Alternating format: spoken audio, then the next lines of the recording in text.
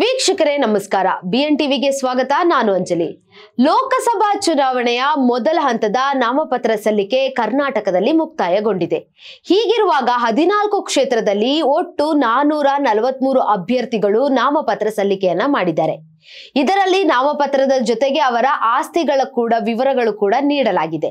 ಹೀಗಿರುವಾಗ ನಮ್ಮ ಕರ್ನಾಟಕದ ಅಭ್ಯರ್ಥಿ ಕಣದಲ್ಲಿ ಒಟ್ಟು ಟಾಪ್ 10 ಕೋಟ್ಯಾಧಿಪತಿಗಳ ಸಂಖ್ಯೆ ನಿಮಗೆ ಹೇಳ್ತಾ ಹೋಗ್ತೀನಿ. ಇದೇ ಹೊತ್ತಿನ ವಿಶೇಷ, ಕರ್ನಾಟಕ ಕಣದಲ್ಲಿ 10 ಕೋಟ್ಯಾಧಿಪತಿಗಳು.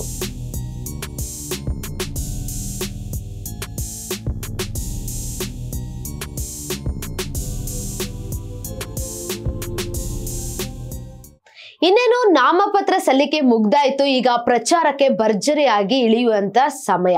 ಹೀಗಿರುವಾಗ ಅಭ್ಯರ್ಥಿಗಳ ಆಸ್ತಿಗಳ ವಿವರ ತಿಳಿತಿದ್ದಂತೆ ಜನರೆಲ್ಲ ಒಂದ್ಸಲ ನಿಬ್ಬೆರಗಾಗಿದ್ದಾರೆ. ಯಾಕಪ್ಪ ಅಂತ ಹೇಳಿದ್ರೆ, ಎಲ್ಲರೂ ಕೋಟಿ ಬೆಲೆ ಬಾಳುವಂತ ಅಭ್ಯರ್ಥಿಗಳು. ಹೀಗಿರುವಾಗ ನಮ್ಮ ಕರ್ನಾಟಕದ ಟಾಪ್ 10 ನಲ್ಲಿ ಮೊದಲ ಸ್ಥಾನದಲ್ಲಿ ಬರುವಂತ ಕೋಟ್ಯಾಧೀಶ್ವರ ಯಾರು ಅಂತ ಹೇಳಿದ್ರೆ, ನಮ್ಮ ಬೆಂಗಳೂರು ಗ್ರಾಮಾಂತರ ಕ್ಷೇತ್ರದ ಕಾಂಗ್ರೆಸ್ ಅಭ್ಯರ್ಥಿ ಆದಂತಹ DK ಸುರೇಶ್ ಅವರು.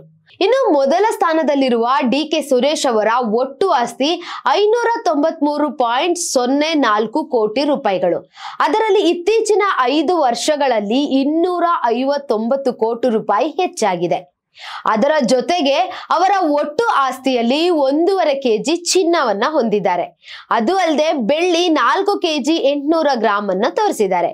ಹೀಗಿರುವಾಗ ಅವರ ಸಾಲ 150 ಕೋಟಿ ರೂಪಾಯಿ. ಇದು ನಮ್ಮ DK ಸುರೇಶ್ ಟಾಪ್ 1 ಕೋಟ್ಯಾಧಿಪತಿ ಅಂತ ಹೇಳಿದ್ರೆ ನಮ್ಮ DK ಸುರೇಶ್ ಅವರ ಆಸ್ತಿಯ ವಿವರ.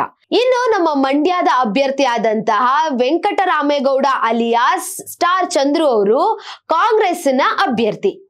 ಇವರು ಈಗ 2ನೇ ಸ್ಥಾನದ ಕೋಟ್ಯಾಧಿಪತಿ. ಅದರಲ್ಲಿ ಅವರ ಆಸ್ತಿ ಒಟ್ಟು 410 ಕೋಟಿ. ಅದರಲ್ಲಿ ಚರಾಸ್ತಿ 136 ಕೋಟಿ ಆದ್ರೆ ಸ್ಥಿರಾಸ್ತಿ 236 ಕೋಟಿ. ಇವರ ಬಳಿ ಸ್ವಂತವಾಗಿ 3 ಟ್ರ್ಯಾಕ್ಟರ್ಗಳಿದೆ. ಆದ್ರೆ ಇವರ ಬಳಿ ಒಂದು ಕೂಡ ಸ್ವಂತವಾಗಿ ಅವರ ಹೆಸರಿನಲ್ಲಿ ಕಾರಿಲ್ಲ. ಇದು ಟಾಪ್ 2 ಅಲ್ಲಿರುವಂತಹ ಸ್ಟಾರ್ ಚಂದ್ರು ಅವರ ಆಸ್ತಿಯ ವಿವರ. ಇನ್ನು 3ನೇ ಸ್ಥಾನದಲ್ಲಿರುವ ಕೋಟ್ಯಾಧಿಪತಿ ಯಾರು ಅಂತ ಹೇಳಿದ್ರೆ, MR ಸೀತಾರಾಮ್ ಅವರ ಪುತ್ರರಾದಂತಹ ರಕ್ಷಾ ರಾಮಯ್ಯ. ಇವರು ಚಿಕ್ಕಬಳ್ಳಾಪುರ ಕ್ಷೇತ್ರದ ಕಾಂಗ್ರೆಸ್ ಅಭ್ಯರ್ಥಿ.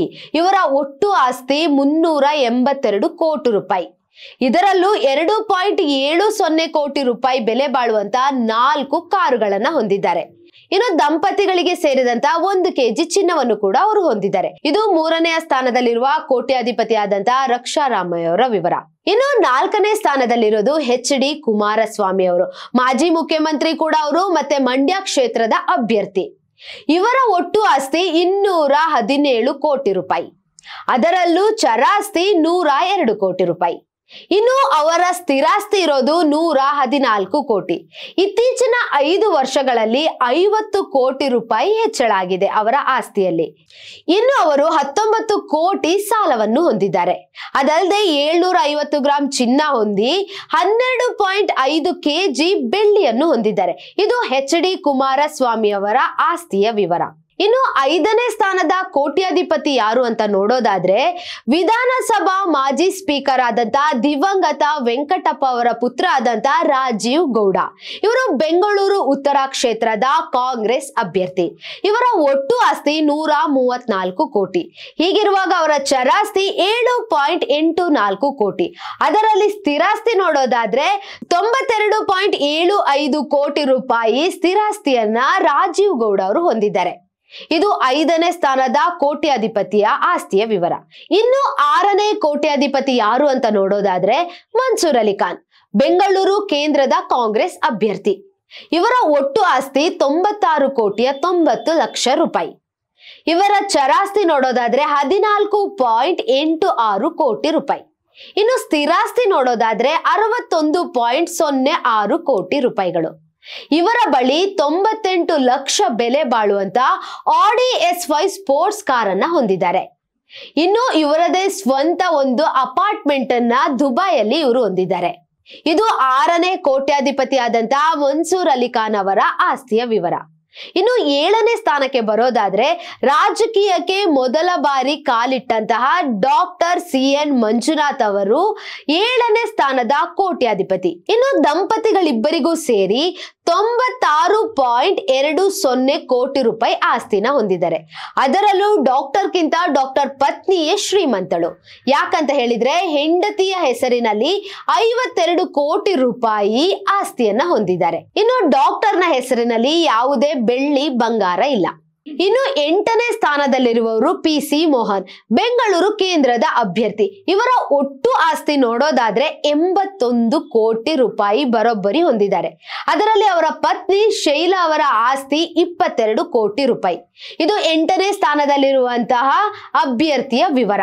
ಇನ್ನು 9ನೇ ಸ್ಥಾನಕ್ಕೆ ಬಂದು ನೋಡೋದಾದ್ರೆ ಕೋಟ್ಯಾಧಿಪತಿಗಳ ಲಿಸ್ಟ್ ನಲ್ಲಿ 9ನೇ ಸ್ಥಾನದಲ್ಲಿ ನಿಂತಿರೋದು V ಸೋಮಣ್ಣ. ಇವರು ತುಮಕೂರು BJP ಅಭ್ಯರ್ಥಿ. ಇವರ ಒಟ್ಟು ಆಸ್ತಿ 60 ಕೋಟಿ ರೂಪಾಯಿ. ಅದರಲ್ಲಿ ಅವರ ಪತ್ನಿಯ ಆಸ್ತಿ 43.83 ಕೋಟಿ ರೂಪಾಯಿಗಳು ಬೆಲೆ ಬಾಳುತ್ತೆ. ಇನ್ನು ಅದರಲ್ಲೂ ಕೂಡ 65 ಲಕ್ಷ ರೂಪಾಯಿ ಕೃಷಿ ಆದಾಯದಿಂದ ಬರುತ್ತೆ ಅಂತ ತೋರಿಸಿದ್ದಾರೆ. ಇನ್ನು ಅದರಲ್ಲೂ 98 ಲಕ್ಷ ರೂಪಾಯಿಯಲ್ಲಿ ಚಿನ್ನ, ಬೆಳ್ಳಿ, ವಜ್ರಗಳನ್ನ ಹೊಂದಿದ್ದೀನಿ ಅಂತ ತಮ್ಮ ಆಸ್ತಿ ವಿವರದಲ್ಲಿ V ಸೋಮಣ್ಣ ಅವರು ನೀಡಿದ್ದಾರೆ. ಇನ್ನು 10ನೇ ಸ್ಥಾನದ ಕೋಟ್ಯಾಧಿಪತಿ ಅಂತ ನೋಡಿದ್ರೆ ಶ್ರೇಯಸ್ ಪಟೇಲ್. ಇವರು ಹಾಸನ ಕಾಂಗ್ರೆಸ್ ಅಭ್ಯರ್ಥಿ.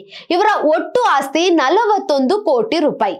ಅದರಲ್ಲಿ ಇವರು 20 ಎಕರೆ ಜಾಗವನ್ನ ಹೊಂದಿದ್ದೀನಿ ಅಂತ ತಮ್ಮ ಆಸ್ತಿ ವಿವರದಲ್ಲಿ ತಿಳಿಸಿದ್ದಾರೆ. ಒಟ್ನಲ್ಲಿ ಒಂದ್ ಕಡೆ ಎಲೆಕ್ಷನ್ ಅಂತ ಎಲ್ಲ ಪರದಾಡ್ತಿದ್ರೆ ಒಂದ್ ಕಡೆ ಆಸ್ತಿ ವಿವರಗಳು ಕೇಳಿ ಸ್ವಲ್ಪ ಜನಕ್ಕೆ ಅಚ್ಚರಿ ಅಂತೂ ಮೂಡಿತು ಗ್ಯಾರಂಟಿ.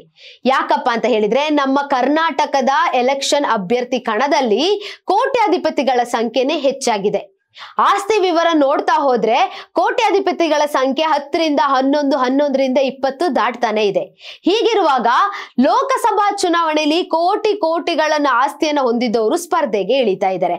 ಒಟ್ಟಾರೆ ಈ ಸಲ ಯಾರು ವಿನ್ ಆಗ್ತಾರೆ, ಯಾರು ಸೋಲ್ತಾರೆ, ಜನ ಯಾರ ಕೈ ಹಿಡಿತಾರೆ ಅಂತ ಕಾದ್ ನೋಡ್ಬೇಕು. ನಿಮಗೆ ಇವರ ಆಸ್ತಿ ವಿವರಗಳಲ್ಲದೆ ಇನ್ನು ಯಾರು ಕೋಟ್ಯಾಧಿಪತಿಗಳ ಬಗ್ಗೆ ನಿಮಗೇನು ಇನ್ಫಾರ್ಮೇಶನ್ ಗೊತ್ತು ಕಮೆಂಟ್ ಬಾಕ್ಸಿನಲ್ಲಿ ತಿಳಿಸಿ. ಮತ್ತಷ್ಟು ಅಪ್ಡೇಟ್ಗಾಗಿ BNTV ಯೂಟ್ಯೂಬ್ ಚಾನೆಲ್ನ ಲೈಕ್ ಮಾಡಿ, ಸಬ್ಸ್ಕ್ರೈಬ್ ಮಾಡಿ. ಅದ್ರ ಜೊತೆಗೆ ಮತ್ತಷ್ಟು ಅಪ್ಡೇಟ್ಗಾಗಿ ನೋಡ್ತಾ ಇರಿ BNTV. ಇದು ನಿಮ್ಮ ಧ್ವನಿ.